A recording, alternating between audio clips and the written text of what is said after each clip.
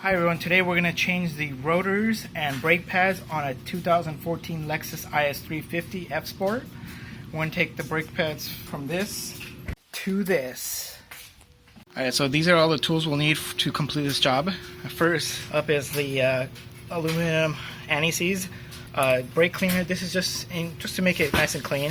This is my makeshift breaker bar, C-clamp to compress the pistons on the caliper, socket wrench, 17 millimeters socket, and this is to remove the rotor. We'll be using all parts from PowerStop Extreme Performance Brake Systems. This was all purchased online. I'll have the link in the description below. Okay, as for the parts list, we have the rotor and the new brake pads from PowerStop. The first thing we need to do is make sure we turn the wheel so we have easier access to the bolts. You can see now we have clearance back here. That's a 117 millimeter and the other one right here. Okay, after you turn the wheels, the next thing we're going to do is remove this pin here and release some of the tension off the brake pads so the caliper can come off easily. So what you need is one of these tools. I forgot to mention, it's just a pin to remove a pin.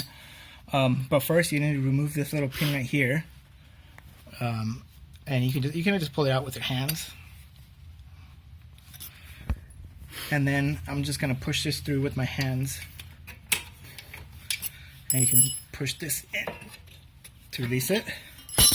And then this is the clip that comes out of there. And what you want to do next is just take like a clamp or something like that, put it through here, and just release some of the tension off the pistons that push the brake pads together.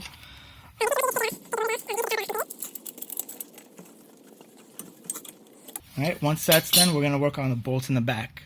Okay, so now we're going to take off the 17 millimeter.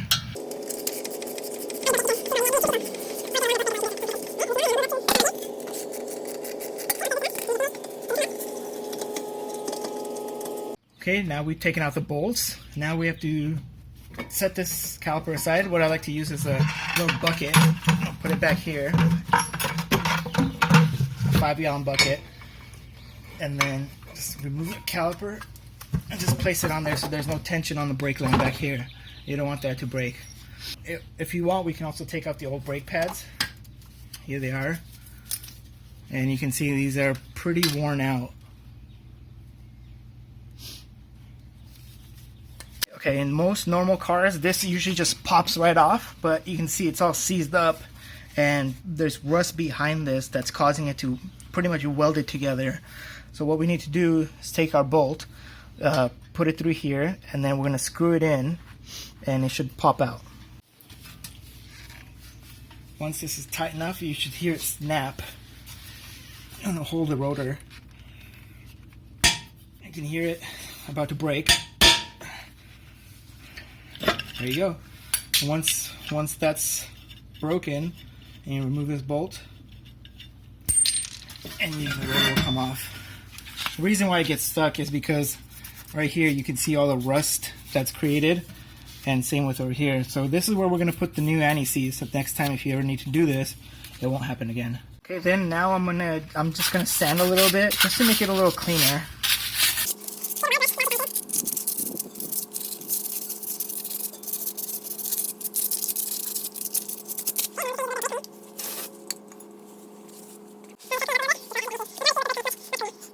You're going to give a generous amount of antifreeze or anti-seize.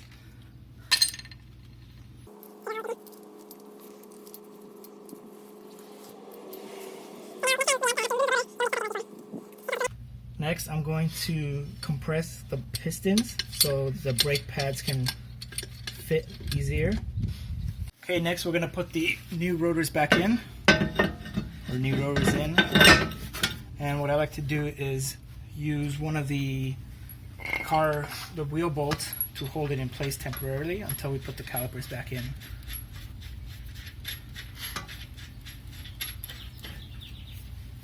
Next, we're going to put the calipers back in. Just line it up.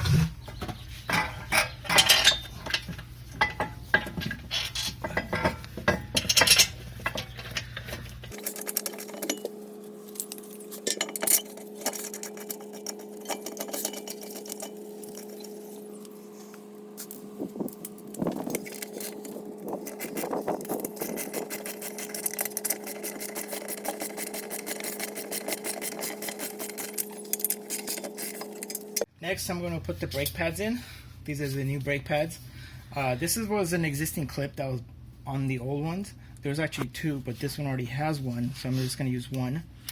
And then on top of this, I'll be putting some anti-seize, again, just to avoid it from getting seized up. This just slides in like that. I'm going to do the same thing with the other one.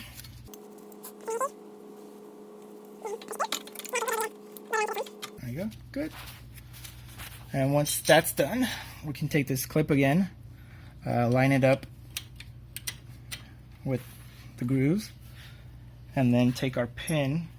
It comes in through the back.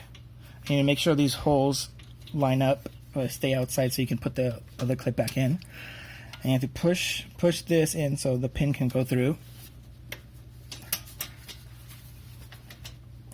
Once the pin is in, you can put in this little clip to hold it in place. And that's it for the brakes and the rotor. Next, we'll just put in the wheel and we should be done.